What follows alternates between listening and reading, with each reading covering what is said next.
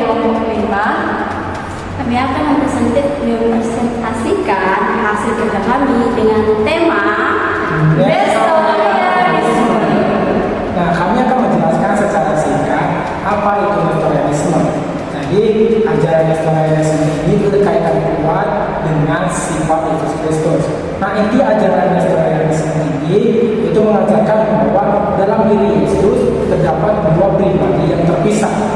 Saya ulang, di dalam diri Yesus terdapat dua pribadi yang terpisah. Nah, pribadi manusia dan pribadi ilahi atau sang firman atau Logos itu.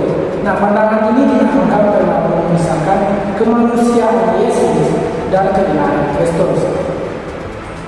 Nah, latar belakang dari Nestorianisme ini adalah Nestorianisme ini muncul pada abad kelima saat gereja sedang bergumul menjawab pertanyaan-pertanyaan besar. Pertanyaannya demikian: siapa sebenarnya Yesus Kristus? Apakah ia lebih ilahi atau lebih manusiawi? Dan bagaimana hubungan antara dua kodrat itu? Nah, sebelumnya ada dua pusat teologi yang cukup berpengaruh pada waktu itu. Yang pertama ada di Antioquia lebih menekankan kemanusiaan Yesus, sedangkan di Alexandria lebih menekankan kesatuan pribadi Kristus dan keilahiannya. Nah, munculnya ajaran ini mulai dikenal luas ketika Nestorius diangkat menjadi patriark Konstantinopel pada tahun 428 Masehi. Nah, masalahnya bermula muncul ketika ia menolak istilah Theotokos atau Bunda Allah kepada Maria. Ia setuju dengan istilah Christokos atau Bunda Kristus. Nah, karena itu ia dinyatakan menyimpang dan ia diberhentikan dari jabatannya dalam konsil Efesus pada tahun 431 Masehi. Nah, tokoh yang berpengaruh pada pemikiran Nestorius itu adalah Theodor dari Montsuestia.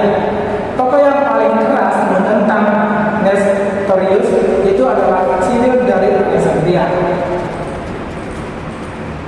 Nah, dasar pemikiran dan perhatian yang diberikan yaitu dasar pemikiran Nestorianis sebenarnya berangkat dari niat yang kelihatannya baik, yang kelihatannya itu baik dalam pandangan mereka. Yang pertama itu adalah untuk menjaga keagungan dan kekekalan Allah. Yang kedua menegaskan bahwa Yesus benar-benar manusia. Dan yang ketiga itu memisahkan antara ilahi dan manusia secara jelas. Hanya cara menjelaskannya yang membuat orang mengerti bahwa dalam Yesus ada dua pribadi yang berdiri sendiri-sendiri. Oke teman-teman, kita akan melanjutkan tema-tema dari Nestorianisme ini. Ada dua, yaitu satu, dualitas kodrat Kristus. Menolak Yesus memiliki dua kodrat utuh, ilahi dan manusia. Ilahi dan manusia tidak dapat menjadi satu kodrat atau monofisisme. Jadi ajaran resmi gereja pada konsili baik di Efesus dan kemudian di konsili Chalcedon dengan tugas menentang hal-hal itu dan merumuskan Yesus adalah satu pribadi dengan dua kodrat ilahi. Yang kedua, yaitu penolakan gelar Theotokos. Menolak Theotokos, Allah yang melahirkan Allah, dan lebih memilih Christotokos, Ibu Kristus. Sebab Allah tidak bisa dilahirkan, yang lain adalah Yesus sebagai manusia, bukan kodrat ilahinya. Dengan singkatnya, gereja resmi harus menegaskan bahwa menolak gelar Theotokos berarti memisahkan kemanusiaan dan keilahian Yesus secara berlebihan sehingga mengancam ajaran inti kekristenan tentang inkarnasi dan keselamatan. Nah, kemudian kita akan lihat sudut pandang teologis. Satu, tentang Yesus Kristus, Logos atau firman Allah tinggal dalam manusia Yesus. Penderitaan hanya dialami oleh kodrat manusia, bukan kodrat ilahi. Yang kedua, Allah tidak menderita. Keilahian tidak bisa dilahirkan atau berubah, atau disalibkan atau menderita. Yang ketiga, tentang manusia. Penekanan kuat pada kemanusiaan Kristus yang memiliki kehendak manusia, kesadaran manusia, dan pertumbuhan manusia, dan Allah tempat kediaman Logos. Relasi Allah manusia, Allah berdiam dalam manusia, sempurna bukan Allah menjadi manusia. Nah, sudut pandang ajaran resmi gereja, Yesus bukan sekedar nabi atau manusia suci. Ia adalah firman Allah atau Logos yang kekal. Firman itu adalah Allah. Kita bisa lihat di Yohanes 1 ayat 1. Jadi Kristus adalah satu pribadi dalam dua kodrat, tanpa percampuran, tanpa perubahan, tanpa perpecahan, tanpa pemisahan. Nah, kita akan lihat di sudut pandang tentang akhir zaman. Nestorianisme tidak mengembangkan sistem eskatologi. Mereka tetap menerima kedatangan Kristus kembali, penghakiman terakhir, kebangkitan orang mati. Karena pemisahan kodrat yang kuat. Jadi nestorianisme ini berpandangan eskatologi lebih bersifat klasik. Kebangkitan, penghakiman, dan hidup kekal, dan ada paham keadilan. Jadi secara singkatnya, perbandingan antara Nestorianisme dan ortodoksi Kalsedon dalam aspek pribadi Kristus, Nestorian berbicara cenderung dua pribadi, sedangkan Kalsedon itu cenderung satu pribadi. Dalam aspek kodrat Kristus, Nestorianisme itu dua kodrat yang dipisahkan kuat, sedangkan Kalsedon itu dua kodrat yang tak dapat terpisahkan. Dalam aspek Ibu Yesus atau Maria, Nestorianisme itu menerima hanya Christotokos, sedangkan Kalsedon itu menerima Theotokos, satu pribadi Kristus.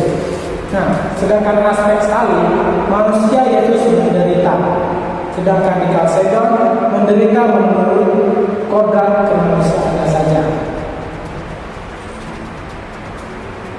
Perhatian.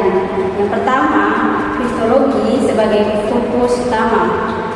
Kita lihat yang pertama, Yesus memiliki kodrat ilahi atau sebagai firman atau Logos Allah.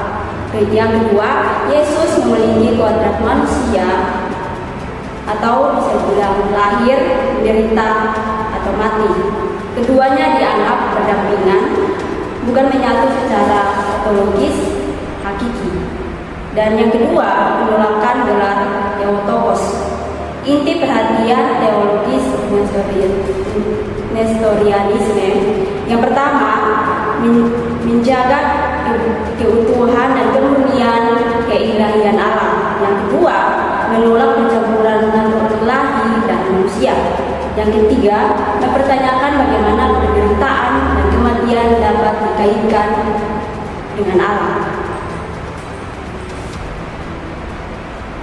Allah itu kekal, tidak berubah, dan tidak dapat menderita. Tetapi Yesus menderita dan mati di kayu salib. Allah tidak mati, yang mati adalah manusia yang dipakai Allah. Di era sekarang, Nestorian diteruskan terutama oleh gereja Arsedia Church of the Earth yang memiliki sekitar 500 pengikut di seluruh dunia. Walau tidak menggunakan label Nestoria, mereka mempertahankan banyak elemen dari warisannya. Konsentrasi di Irak, Iran, Suriah, Turki, dan diaspora di Amerika Utara dan Eropa. Dalam bidang filosofis, karya-karya diterjemahkan di dalam bahasa Arab yang mempengaruhi perkembangan alam atau teologi Islam dan falsafah Islam.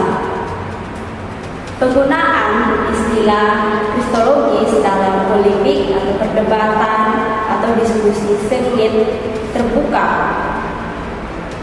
Polemik Theotokos vs Christotokos yang membuka dialektika mereka atau metode berpikir dan berdialog untuk mencari kebenaran melalui pertentangan gagasan.